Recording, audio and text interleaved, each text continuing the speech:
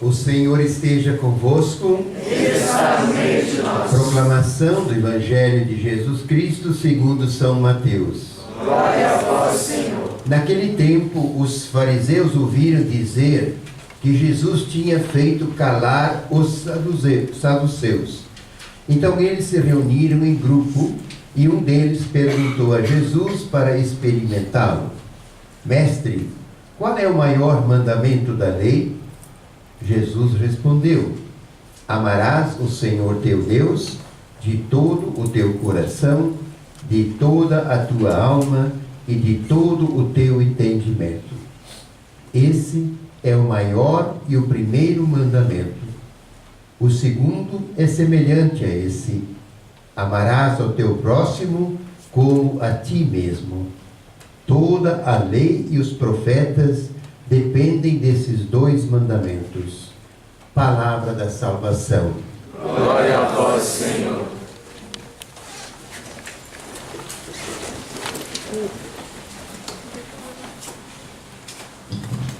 Queridos irmãos e irmãs, então esta é a hora especial que Deus nos concede, a celebração eucarística, de levar a palavra de Deus proclamada com fé e com muito amor até o coração de nossas vidas, para que ela realize em nós a salvação, a libertação, a melhoria, né? E nos traga profundas consolações do Espírito Santo. Então a liturgia, a palavra de Deus desse domingo, né, que encerra o mês missionário, né, nos lembra aquilo que é de maior importância, sempre, em qualquer lugar, em qualquer situação. O que cabe ao ser humano fazer aqui na terra? Amar a Deus sobre todas as coisas, portanto, afastando qualquer idolatria, qualquer outra coisa, qualquer outra filosofia, qualquer outra ideologia, né, que ocupe o centro de nossas vidas. Isso se chama idolatria.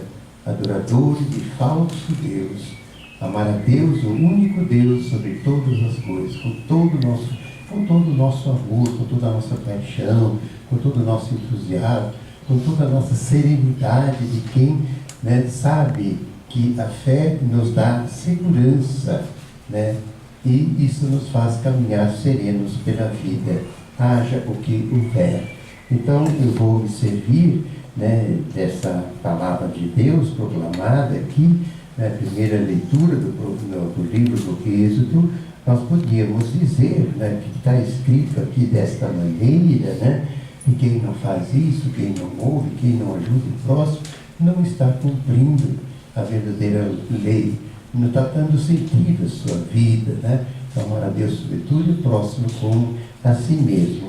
Depois, na carta de São Paulo aos Tessalonicenses, mais uma vez, nesses últimos meses, nesse último mês, né, sempre Paulo nos dá o exemplo de uma comunidade cristã que de fato está desempenhando a sua missão de ser uma comunidade cristã, né? Não só em palavras, mas em gestos concretos.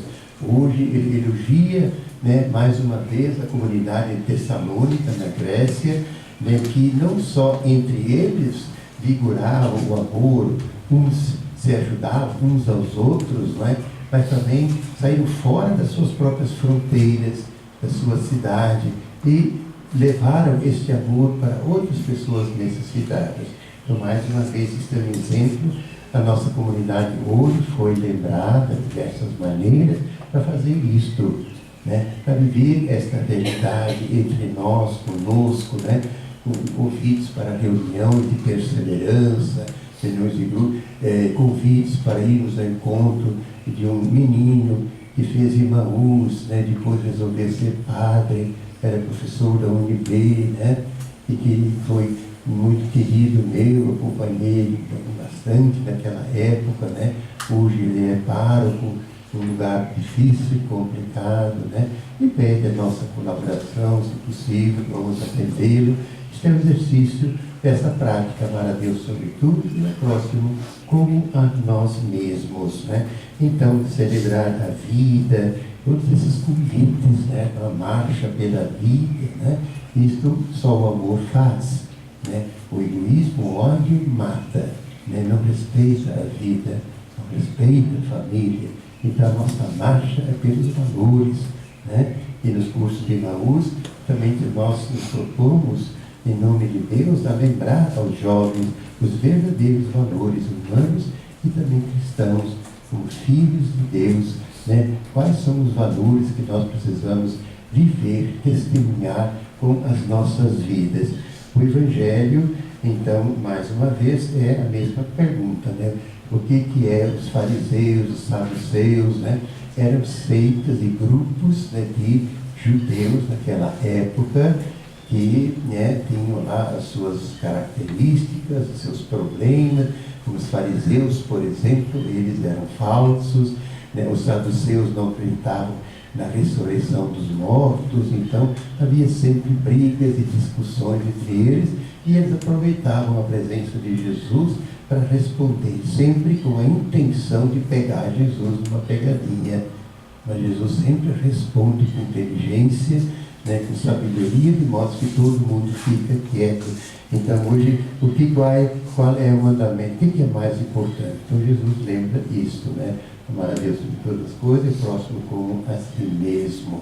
Então esta é a lei, que é a perfeição de todo o profetismo, é tudo aquilo que Deus, através da história, mandou seus mensageiros, os profetas, falarem em nome de Deus, para que o mundo soubesse como fazer e o que fazer, né, as coisas, né, direito, né, e também a própria lei, na sua linguagem, às vezes seca, dura, mas ela contém uma única realidade em plenitude, que é o amor de Deus, que é o amor entre nós.